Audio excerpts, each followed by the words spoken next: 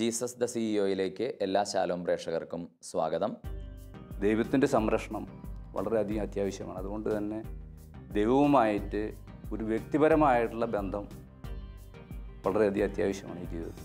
ഒറ്റയ്ക്ക് നമുക്ക് ദൈവം കൂടാതെ മറ്റൊന്നും ചെയ്യാൻ പറ്റില്ല എന്നുള്ളത് അവിടെ നിന്ന് അങ്ങോട്ടാണ് പിന്നെ കൂടുതലായിട്ട് ഇവ കാര്യങ്ങളിൽ ദൈവത്തിലേക്ക് അടുക്കാനായിട്ട് തുടങ്ങി. അവരെക്കാളൊക്കെ മികച്ചവരാണ് നമുക്കൊന്നൊരു തോന്നലൊന്നുമില്ല. പക്ഷേ ദൈവം നമുക്കൊരു സംരക്ഷണം അവിടെ തന്നിട്ടുണ്ടായിരുന്നു. Industries and commerce director PM France സാറിൻ്റെ ജീവിത വിശേഷങ്ങളിലേക്ക് നമുക്ക് കടന്നു വരാം. ഇത്തവണ അദ്ദേഹത്തോടു കൂടെ അദ്ദേഹത്തിൻ്റെ കുടുംബം നമ്മളോട് സംസാരിക്കുന്നു. സ്നേഹപൂർവ്വം സ്വാഗതം ചെയ്യുന്നു.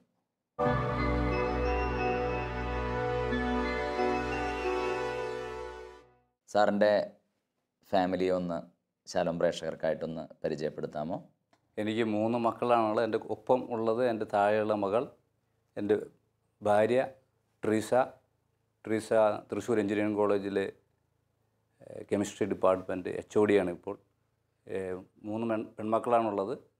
മൂത്ത മകൾ BDS കഴിഞ്ഞു, വിവാഹം കഴിഞ്ഞു, കൊല്ലത്താണ്. മരുമകൻ ഡോക്ടർ അരുൺ, അവിടെ സർക്കാർ സർവീസിൽ തന്നെ ജോലി ചെയ്യുന്നു. രണ്ടാമത്തെ മകൾ MBBS കഴിഞ്ഞ് വീണ്ടും PGക്ക് വേണ്ടിയിട്ടുള്ള തയ്യാറെടുപ്പിൽ പഠനത്തിലുമാണ്. എന്നോടൊപ്പം ഇവിടെയുള്ളത് എൻ്റെ 3ാമത്തെ മകൾ റെജി തൃശ്ശൂർ പൂർണ്ണാട്ടുകരയുള്ള കേന്ദ്രീയ വിദ്യാലയത്തിൽ 9ാം ക്ലാസ്സിൽ പഠിക്കുന്നു.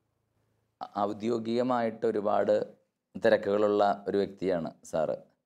അപ്പം കുടുംബ മൂല്യങ്ങൾക്ക്, പ്രത്യേകിച്ച് മക്കളെ വളർത്തിക്കൊണ്ടുവരിക, അവരുടെ കാര്യങ്ങൾ ശ്രദ്ധിക്കുക, ഇത്തരം കാര്യങ്ങളിൽ സാറിന് സമയം കണ്ടെത്താൻ സാധിക്കുമോ? അതോ അത് മുഴുവനും മാഡമാണോ ഒറ്റയ്ക്ക് കൈകാര്യം ചെയ്യുന്നത്? അത് കൂടുതലായിട്ടും ഭാര്യ തന്നെയാണ് കൈകാര്യം ചെയ്യുന്നത്. കാരണം വെച്ചാൽ എനിക്ക് പ്രത്യേകിച്ച് ജില്ലകളിലെ ഭരണത്തിലുണ്ടായിരുന്ന കാലഘട്ടത്തിൽ സമയം കണ്ടെത്താൻ വളരെ പ്രയാസമാണ്. അപ്പോൾ കളക്ടർ എന്നുള്ള നിലയ്ക്ക് അതിനു മുമ്പ് ഏകദേശം ഒരു 6 വർഷത്തോളം ഞാൻ തൃശ്ശൂർ ജില്ലയുടെ ADM ആയിട്ടുണ്ടായിരുന്നു. ആ കാലഘട്ടത്തിലും എപ്പോഴും ഔദ്യോഗികമായിട്ടുള്ള തിരക്കുകളുണ്ടാകുന്നതുകൊണ്ട് അത്ര തന്നെ ശ്രദ്ധിക്കാനായിട്ട് പറ്റിയിട്ടില്ല. അപ്പോൾ അത് പൂർണ്ണമായിട്ടും ഭാര്യയാണ് അത് കൈകാര്യം ചെയ്ത് കൊണ്ടുപോയിട്ടുള്ളത്. മക്കളൊക്കെ ഈ ലെവലിലെത്താൻ എൻ്റെ പ്രധാനമായിട്ടുള്ള കാരണവും ഭാര്യയുടെ പ്രയത്നം തന്നെയാണ്.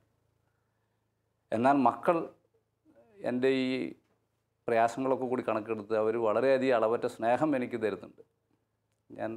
നമുക്കൊരു പിതാവ് എന്നുള്ള നിലയ്ക്ക് പ്രതീക്ഷിക്കാവുന്നതിനേക്കാൾ അധികം എനിക്കത് ഫീൽ ചെയ്തിട്ടുണ്ട്. മക്കൾ വളരെയധികം കാര്യമായിട്ട് സ്നേഹിക്കുന്നു എന്നുള്ളത്. ഒരുപാട് ഔദ്യോഗിക തിരക്കുകളുള്ള ഒരു ജീവിത പങ്കാളിയാണ്. ഒപ്പം ഒരു എഞ്ചിനീയറിംഗ് കോളേജിലെ അധ്യാപികയായിട്ട് ജോലി ചെയ്യുന്നു. 3 പെൺകുഞ്ഞുങ്ങളെ നമ്മൾ വളർത്തിക്കൊണ്ടുവരുന്നു.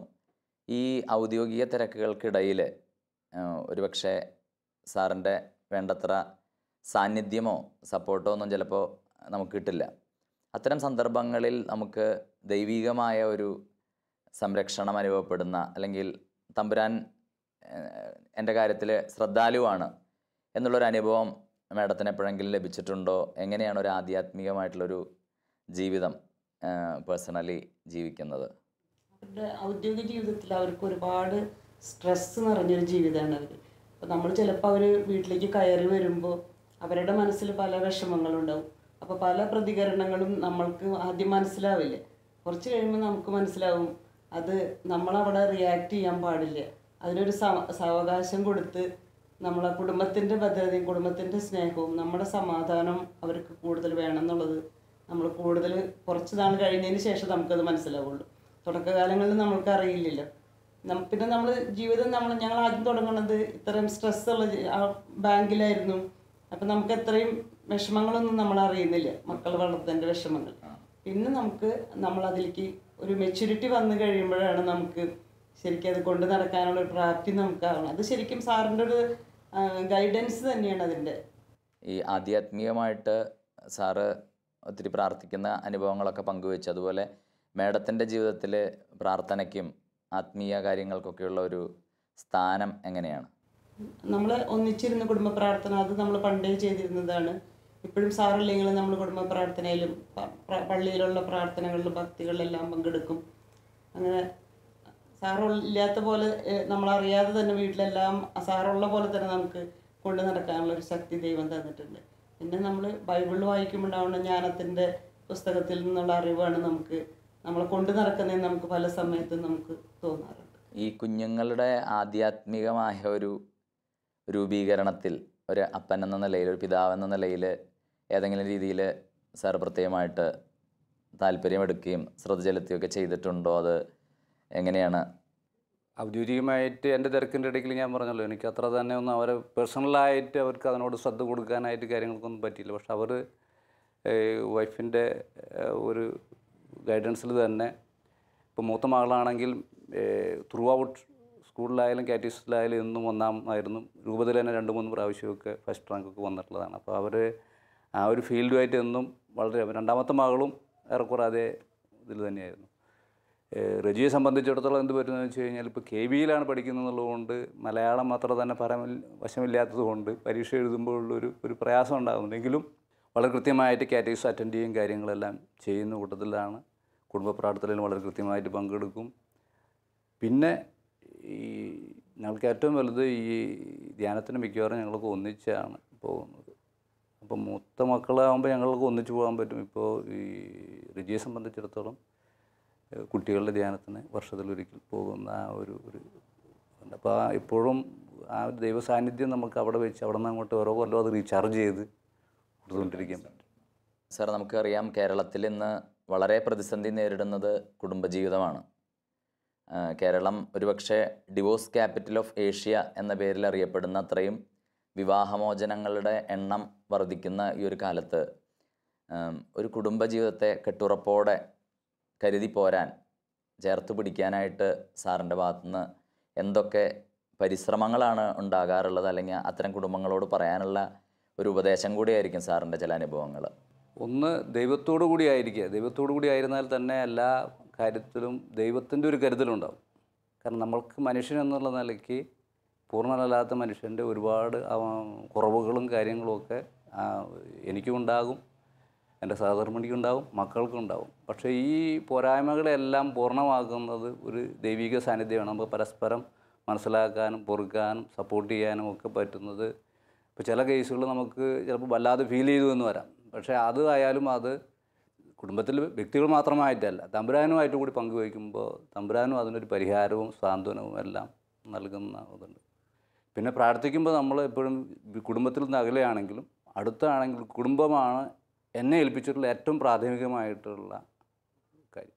അപ്പോൾ നേരിട്ട് എനിക്ക് അവിടെ പ്രസൻ്റ് ആവാൻ പറ്റിയില്ലെങ്കിലും അവരുടെ എല്ലാ കാര്യങ്ങളിലും എനിക്ക് നോക്കാൻ പറ്റിയില്ലെങ്കിലും ജോബിൻ്റെ പുസ്തകത്തിൽ പറയുന്ന പോലെ തന്നെ എല്ലാ ദിവസവും രാവിലെ എഴുന്നേറ്റ് കഴിഞ്ഞാൽ തമ്പുരാനെ വിഷ് ചെയ്ത് കഴിഞ്ഞാൽ അടുത്തത് എനിക്ക് തന്ന കുടുംബത്തിന് നന്ദി പറഞ്ഞ് അവരെ സമർപ്പിച്ച് പ്രാർത്ഥിക്കുക എന്നുള്ളതാണ് ഭാര്യയ്ക്കും മക്കൾക്കും വേണ്ടി. ഈ കാലഘട്ടത്തിലെ പ്രത്യേകിച്ച് കുടുംബങ്ങൾ നേരിടുന്ന ഒരു വലിയ പ്രതിസന്ധി പല രീതിയിലും ഇന്ന് അമിതമായ മാധ്യമങ്ങളുടെ, അതുപോലെ ഒരു വാങ്ങിച്ചു കൂട്ടലിൻ്റെ ഒരു കൺസ്യൂമറിസം, അങ്ങനത്തെ ഒരു ഭരണാധികാരി എന്ന നിലയിൽ അങ്ങേക്ക് ഇത്തരത്തിലുള്ളൊരു സാഹചര്യത്തിൽ കുടുംബങ്ങളോട് പറയാൻ എന്തെങ്കിലും പ്രത്യേകിച്ച് സന്ദേശമുണ്ടോ? അല്ലെങ്കിൽ സാറിൻ്റെ പേഴ്സണൽ ലൈഫിൽ സാർ എങ്ങനെയാണ് ഈ ഒരു മനുഷ്യനൊരു വാങ്ങിച്ചു കൂട്ടൽ, ഒരു ഉപഭോഗ സംസ്കാരത്തിൻ്റെ ഇരയായി മാറുക, അവിടെ ജീവിത ലാളിത്യം കാത്തു സൂക്ഷിക്കാൻ ഒക്കെ സാറിന് സാധിക്കാറുണ്ടോ? അങ്ങനെ അത് വ്യക്തിപരമായിട്ട് ഞാനും എൻ്റെ കുടുംബത്തിൽ പലപ്പോഴും ചെറിയ തോതിലുള്ള ചെറിയ തർക്കങ്ങൾ വരാവുന്ന ഒരു മേഖല ഇതാണ്. അതായത് പൊതുവേ ഈ അങ്ങനെ ഒരു കൺസ്യൂമർ മൈൻഡ് എന്തുകൊണ്ടോ ചെറുപ്പം മുതലേ ഉണ്ടായില്ല. ചിലപ്പോൾ നമ്മളുടെ ദാരിദ്ര്യ ബാക്ക്ഗ്രൗണ്ട് കൊണ്ടായിരിക്കാം. പക്ഷേ അതേസമയം നമ്മൾക്ക് ഒരു മനുഷ്യൻ എന്നുള്ള നിലയ്ക്ക് സമൂഹത്തിൽ പെരുമാറുന്ന വ്യക്തികൾ എന്നുള്ള നിലയ്ക്ക് ആ ഒരു നിലയ്ക്കും വിലയ്ക്കുമുള്ള വിധത്തിലുള്ള വസ്ത്രധാരണവും കാര്യങ്ങളും എല്ലാം ആവശ്യമാണ് തന്നെ. പിന്നെ മറിച്ച് ഒരു എക്കോണമിയുടെ കാര്യത്തിൽ എടുത്തു കഴിഞ്ഞാൽ ഈ കൺസംഷൻ നടന്നാൽ മാത്രമേ പ്രൊഡക്ഷൻ വരുള്ളൂ, അല്ലെങ്കിൽ പ്രൊഡക്ഷൻ മാത്രം ഉണ്ടാകുന്ന കൺസംഷൻ നടക്കാതെ. അപ്പോൾ അതുകൊണ്ട് അത് പൂർണ്ണമായിട്ട് ഒഴിവാക്കണമെന്നുള്ള ഒരു ഉപദേശം നമുക്ക് കൊടുക്കാൻ പറ്റില്ല. പക്ഷെ അമിതമാകരുത് എന്നുള്ളത് മാത്രമേ. അമിതമാകുമ്പോൾ എന്ത് പറ്റുമെന്ന് വെച്ച് കഴിഞ്ഞാൽ അത് നമ്മളെ വിഷലിപ്തമാക്കി മാറ്റി ഈ മറ്റ് വഴികളിലേക്ക് അതിന് വേണ്ടിയിട്ടുള്ള പണം കണ്ടെത്താനായിട്ടും ആർഭാടങ്ങളിലേക്കും ആ ആർഭാടങ്ങൾ നമ്മളെ ആത്മീയതയിൽ നിന്ന് അകറ്റാനായിട്ടും ഇടവരുത്തും. ഒരു എൻജിനീയറിംഗ് കോളേജിൽ അധ്യാപിക എന്ന നിലയിൽ ഇന്നത്തെ യുവതലമുറയെ എങ്ങനെയാണ് നോക്കി കാണുന്നത്? യുവതലമുറകൾക്ക് നമ്മൾ ജനിച്ചു വളർന്ന ആ സാഹചര്യങ്ങളിൽ നിന്ന് ഒരുപാട് വ്യത്യാസങ്ങളുണ്ട്. ഇപ്പോൾ ഗുരുക്കന്മാർ എന്നുള്ളൊരു ഭക്തിയും സ്നേഹമൊന്നും നമുക്ക് കുട്ടികളിൽ നിന്ന് നമ്മൾ പ്രതീക്ഷിക്കും. പക്ഷെ എന്നിരുന്നാൽ പോലും നമ്മൾ അവരോടുള്ള അപ്രോച്ച്, സ്നേഹത്തോടെയുള്ള അപ്രോച്ച് വരുമ്പോൾ നമുക്കത് കിട്ടുന്ന ഒരു അനുഭവം ധാരാളം ഉണ്ടാകുന്നുണ്ട്. മൊത്തത്തിൽ തലമുറയ്ക്ക് അങ്ങനെ ഒരു മാറ്റമുണ്ട്. ഗുരുക്കന്മാരോടുള്ള ബഹുമാനവും സ്നേഹവും നമ്മുടെ ന്യൂ ജനറേഷൻ്റെ ഒരു പ്രത്യേകതയായിട്ട് പറയാമത്. എന്നിരുന്നാൽ പോലും നമ്മുടെ ഗുരുക്കന്മാരുടെ ഭാഗത്തു നിന്നുണ്ടാകുന്ന നമ്മൾ ആധ്യാത്മികമായിട്ട് നമ്മൾ ചിന്തിച്ചിട്ടുണ്ടാകുന്ന കുട്ടികളോട് അവരുടെ തെറ്റുകൾ ചൂണ്ടിക്കാണിച്ച് ക്ഷമയോടെ അത് പറയാനും പറഞ്ഞു കൊടുക്കാനും നമ്മൾ മനസ്സ് കാണിക്കുമ്പോൾ അവർ തിരിച്ചും നമുക്ക് ആ സ്നേഹവും അവരുടെ വാത്സല്യവും അവർ നമുക്ക് തരുന്നത് നമുക്ക് അനുഭവിക്കാൻ പറ്റാറുണ്ട് പലപ്പോഴും. നമ്മുടെ ഈ ഒരു നാളുകളിലെ പ്രത്യേകമായിട്ട് അമിതമായിട്ടുള്ള ഒരു മാധ്യമങ്ങൾ നമ്മുടെ കുടുംബങ്ങളെ കീഴടക്കുന്നു ഒരവസ്ഥ വരുന്നുണ്ട്.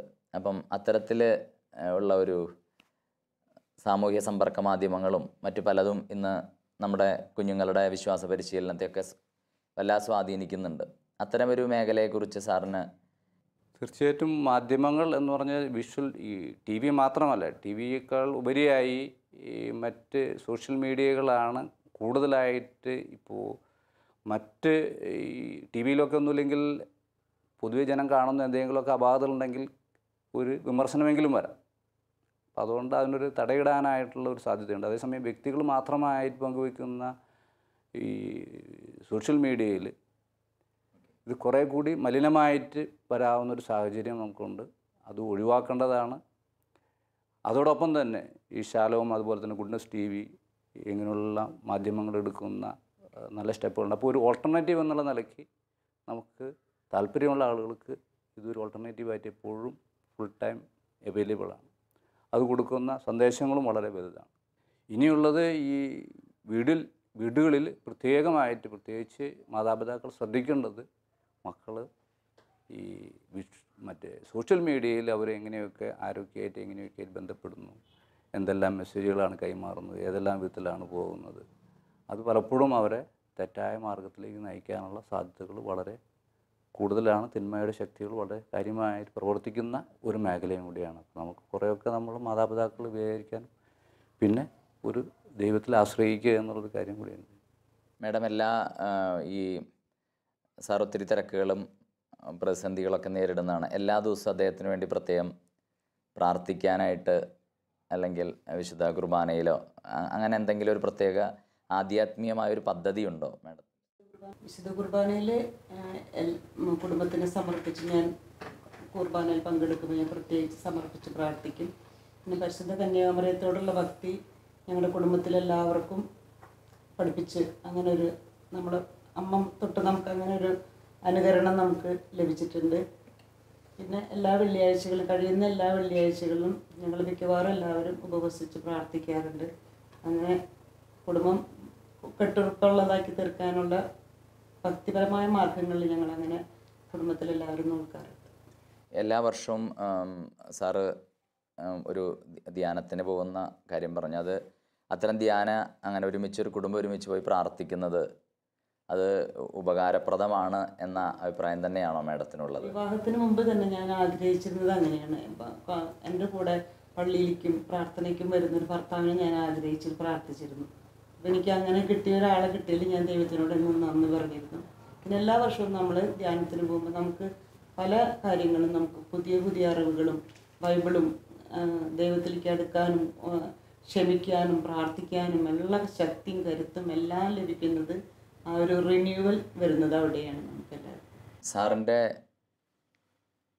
ഔദ്യോഗിക ജീവിതത്തിൽ ഇനിയും ഒരുപാട് ഉത്തരവാദിത്തങ്ങളും ഒരുപാട് കർമ്മമേഖലകളുണ്ട്. ഏതെങ്കിലും പ്രത്യേക സ്വപ്നങ്ങൾ സാറിൻ്റെ മനസ്സിൽ ഇനിയും പൊതുസമൂഹത്തിന് ചെയ്യണം, സഭയ്ക്ക് വേണ്ടി ചെയ്യണം, അങ്ങനെ ഏതെങ്കിലും പ്രത്യേക സ്വപ്നങ്ങൾ തമ്പുരാനുള്ളിൽ തന്നിട്ടുണ്ടോ?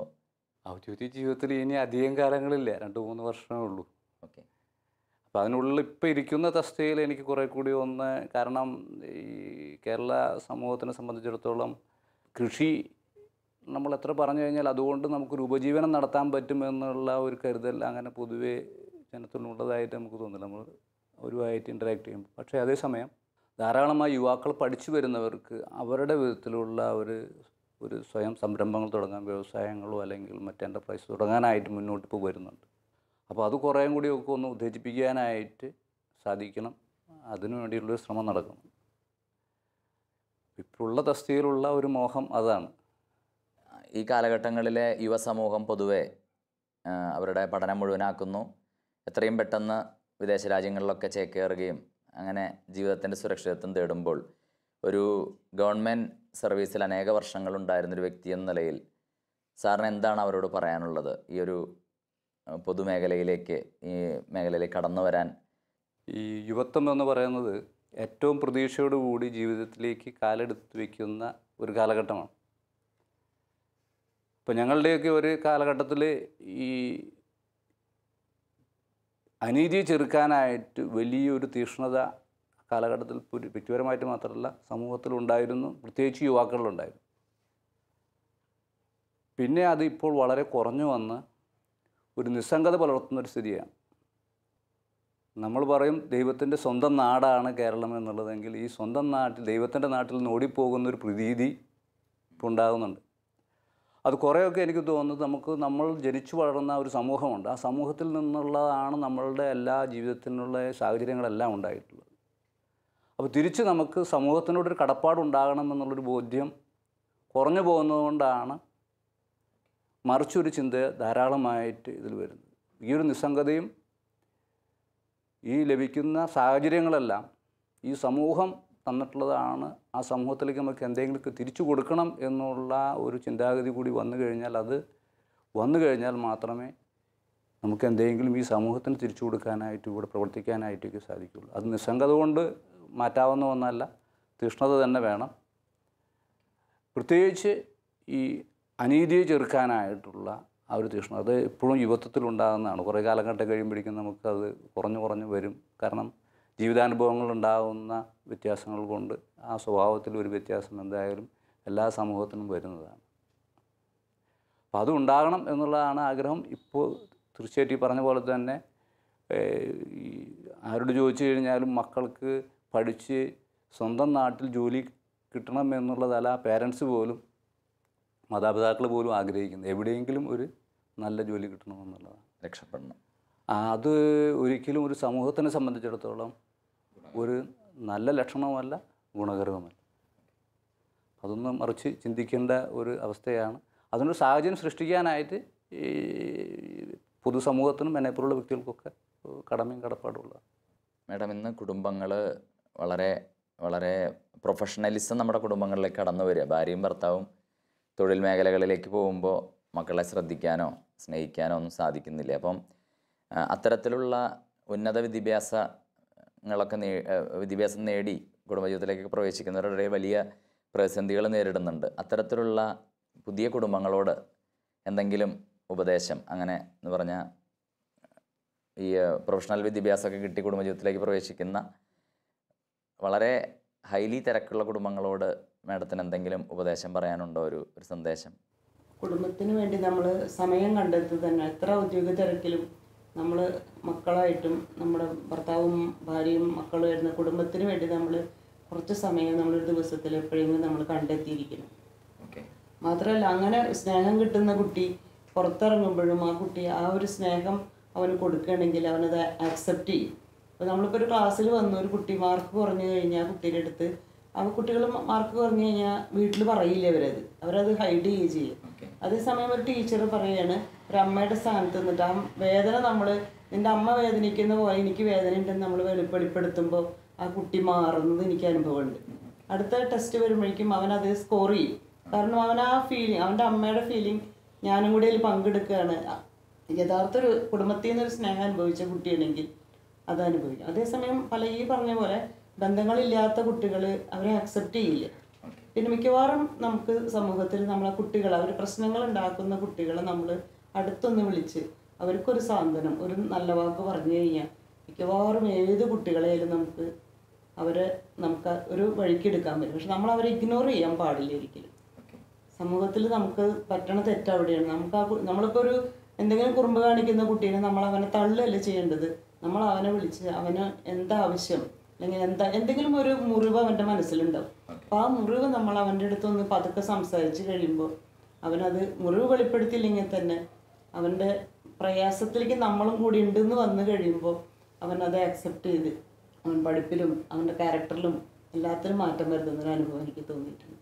അപ്പോൾ കുടുംബത്തിൽ ആ സ്നേഹം, വീട്ടിൽ നമ്മൾ ആ സ്നേഹം കൊടുത്താലാണ് കുട്ടികൾക്ക് അത് മുറിവില്ലാതെ നല്ല പൗരന്മാരായിട്ട് അവർക്ക് ജീവിക്കാനായിട്ട് സാധിക്കും. സാറിൻ്റെ പേര് തന്നെ ഫ്രാൻസിസ് എന്നാണ്. അത് ഒരു വലിയൊരു വിശുദ്ധൻ്റെ നാമമാണ്. എന്തെങ്കിലും ഫ്രാൻസിസ് അസീസിയുടെ ജീവിതത്തിൽ നിന്ന് സാറിനെ അനുദിനം അല്ലെങ്കിൽ പ്രത്യേകമായ രീതിയിൽ പ്രചോദിപ്പിക്കുന്ന എന്തെങ്കിലും സംഭവങ്ങളുണ്ടോ? ഞാൻ വളരെ ചെറുപ്പത്തിൽ തന്നെ വായിച്ചിട്ടുള്ള ഒരു പുസ്തകമാണ് വിശുദ്ധ ഫ്രാൻസിസ് അസീസിയുടെ പുസ്തകം. അത് വളരെ ടച്ചിങ് ആയിട്ട് ഇപ്പോഴും അത് എന്തുകൊണ്ടും മറ്റു വിശുദ്ധരിൽ നിന്നെല്ലാം വളരെ വ്യത്യസ്തമായിട്ട് പെരുമാറുകയും ചിന്തിക്കുകയും ഒക്കെ ചെയ്തിട്ടുള്ള ഒരു വിശുദ്ധനായിട്ട് തോന്നിയിട്ടുണ്ട്. എല്ലാത്തിനോടും സ്നേഹം, അതിനോടും ഒരു പ്രത്യേകമായിട്ടുള്ള അറ്റാച്ച്മെൻ്റ് ഇല്ലാതെ ഉള്ള ഒരു പ്രത്യേക പ്രതീതിയാണ്. അതൊരു ആത്മീയതയുടെ ഒരു വളരെയധികം ഉന്നതമായിട്ടുള്ള ഒരു, കാരണം മരണത്തിനെ പോലും സഹോദരി എന്ന് വിളിച്ച് സ്വീകരിക്കാനായിട്ട് പറ്റുന്ന ഒരു അവസ്ഥയുണ്ട്. അത് ഒരു ആത്മീയതയുടെ വലിയൊരു ഉന്നത ഭാവമാണ്. അപ്പം അതുകൊണ്ട് ഈ പറഞ്ഞ പോലെ തന്നെ അറ്റാച്ച്മെൻറ്റ് നമ്മൾ കുറയുക എന്ന് പറയുന്നുണ്ടല്ലോ, അത് ഒരു പരിധി വരെ എനിക്ക് തോന്നുന്നത് ആ ഒരു ഇതിൽ നിന്ന് കിട്ടിയുള്ളതാണ്. തുണി പോലും പറിച്ചു കൊടുക്കാൻ എടുത്തു കൊടുത്തൊക്കെ വെച്ചോ എന്ന് പറയാനായിട്ട് സ്വന്തം പിതാവിനോട് കണക്ക് പറഞ്ഞപ്പോൾ ശരി എന്നത് എന്ന് പറയാനായിട്ടുള്ള ആ ഒരു മനോഭാവം ഉണ്ടല്ലോ, ആ ഒരു ഡിറ്റാച്ച്മെൻറ്റ്, അത് തീർച്ചയായിട്ടും അതിൽ നിന്ന് കിട്ടിയിട്ടുള്ളതാണ്. അത് തന്നെയാണ് ഈ സമാധാന പ്രാർത്ഥനയിലുള്ളത്. അത് തന്നെയാണ് നമ്മൾ മറ്റുള്ളവരെക്കാൾ കൂടുതലായിട്ട് ഈ എല്ലാ കാര്യങ്ങളിലും കൊടുക്കുമ്പോഴാണ് ലഭിക്കുന്നതെന്ന് പറയുന്നുണ്ട്. അപ്പോൾ നമുക്ക് ആ ഒരു ഡിറ്റാച്ച്മെൻറ്റ് തീർച്ചയായിട്ടും ആ ഒരു സ്വഭാവം അതിൽ വരുന്നുണ്ട്. ഇപ്പോൾ ഒരു ഇത് പറയുകയാണെങ്കിൽ, ഇപ്പോൾ കുറച്ച് മുമ്പ് പറഞ്ഞിരുന്നു മറ്റേ അബ്ദുൽ കലാമിൻ്റെ കാര്യം പറഞ്ഞുകൊണ്ട്, മുൻ പ്രസിഡൻ്റ് ഇവിടെ എറണാകുളത്ത് വന്നിരുന്നപ്പോൾ എടപ്പള്ളി പള്ളിയിൽ വന്നിട്ട് എല്ലാവരെ കൊണ്ടും ഏറ്റു ചൊല്ലിച്ച് അദ്ദേഹത്തിന് ഇത് കാണാപ്പെടാൻ അറിയാവുന്നതാണ് ഈ സമാധാന പ്രാർത്ഥന. ഓക്കെ, എല്ലാവരെ കൊണ്ടും അദ്ദേഹം തന്നെ അത് ചൊല്ലി അത് എല്ലാവരോടും ഏറ്റു ചൊല്ലാൻ പറഞ്ഞു. സാർ അവിടെ ഉണ്ട്? ഞാൻ അവിടെ ഉണ്ടായിരുന്നു. കാരണം വെച്ചാൽ പ്രസൻറ്റ് ടൂർ ഏജൻറ്റ് കൂടെ നമുക്ക് ഗൈഡ് എന്നുള്ള നിലയ്ക്ക് ഉണ്ടാവേണ്ടതുണ്ട് ഔദ്യോഗികമായിട്ട് തന്നെ. നമുക്ക് വളരെയധികം അതിശയകരമായിട്ടും അതേസമയം സന്തോഷം ഉണ്ടാകുന്ന ഒരു അനുഭവമാണ്. ഇത്രയും ഔദ്യോഗിക തിരക്കുകൾക്കിടയിലും ശാലോം ടി വി പ്രേക്ഷകരോട് ഹൃദയത്തിൻ്റെ ഭാഷയിൽ പങ്കുവയ്ക്കുകയായിരുന്നു ഫ്രാൻസ് സാറും കുടുംബവും. അവരുടെ ജീവിതയാത്രയിൽ ദൈവത്തിൻ്റെ എല്ലാ അനുഗ്രഹങ്ങളും ഉണ്ടാകട്ടെ എന്ന് ശാലോം ടി വി പ്രേക്ഷകരോടൊപ്പം ഞങ്ങളും പ്രാർത്ഥിക്കുന്നു. ഒരിക്കൽ കൂടെ ഇത്രയും സമയം ഞങ്ങൾക്ക് വേണ്ടി പങ്കുവച്ചതിന് ഒരുപാട് നന്ദി പറയുന്നു. Thank you very much.